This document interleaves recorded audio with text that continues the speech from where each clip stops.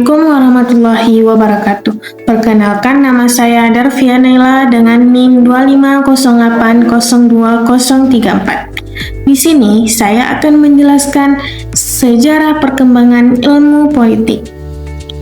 Jadi, ilmu politik berasal dari bahasa Yunani yang berasal dari kata politika, yang artinya yang berhubungan langsung dengan negara. Akar katanya ada dua. Yang pertama, politis, yang artinya berhubungan langsung dengan warga negara, dan polis, yang artinya negara kota. Berikut beberapa definisi ilmu politik menurut para ahli. Yang pertama, Aristoteles. Menurut beliau, politik adalah usaha yang ditempuh warga negara untuk mewujudkan kebaikan bersama, atau the good life. Dan yang kedua, Roger Fisholtau. Politik adalah ilmu yang mempelajari negara, tujuan-tujuan negara, dan lembaga-lembaga yang akan melaksanakan tujuan tersebut, serta hubungan antara negara dengan warga negaranya. Dan yang ketiga, Harold de Lasswell. Politik adalah ilmu yang membahas siapa mendapatkan apa, kapan, dan bagaimana. Secara ringkas, politik dipahami sebagai proses perumusan dan pelaksanaan kebijakan umum yang berfokus pada pembagian nilai-nilai dalam masyarakat. Politik sebenarnya baru berkembang pada abad ke-19. Ilmu politik berkembang dalam rumpun-rumpun ilmu sosial. Tetapi sejak zaman Yunani kuno, politik sudah dipraktikkan. Lihatlah dalam sejarah Yunani kuno, banyak tokoh-tokoh filsafat yang membahas tentang negara. Plato misalnya berbicara tentang negara, bicara tentang pemimpin yang ideal itu bagaimana. Menurut Plato, seperti yang sering kita dengar, pemimpin yang ideal itu raja yang filosof.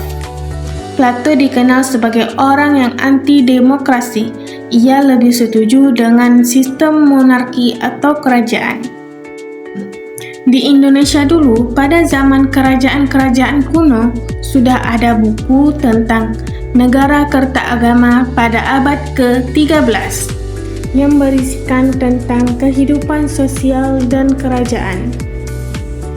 Ada 5 konsep pokok dalam ilmu politik.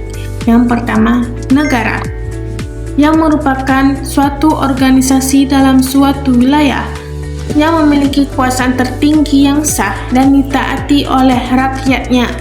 Negara menjadi fokus utama yang berfungsi untuk wadah di mana proses politik berlangsung. Yang kedua, kekuasaan, diartikan sebagai kemampuan kekuasaan atau suatu kelompok untuk memengaruhi tingkah laku orang atau suatu kelompok lain agar sesuai dengan keinginan dari pihak yang memengaruhi. Yang ketiga, pengambilan keputusan, proses membuat pilihan di antara beberapa alternatif yang tersedia.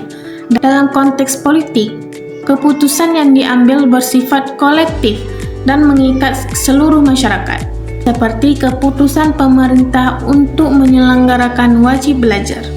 Yang keempat, kebijakan umum, kumpulan keputusan yang diambil oleh aktor atau kelompok politik untuk memiliki tujuan-tujuan dan cara-cara untuk mencapai tujuan tersebut.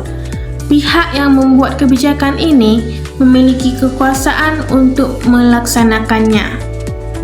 Dan yang kelima, distribusi dan alokasi.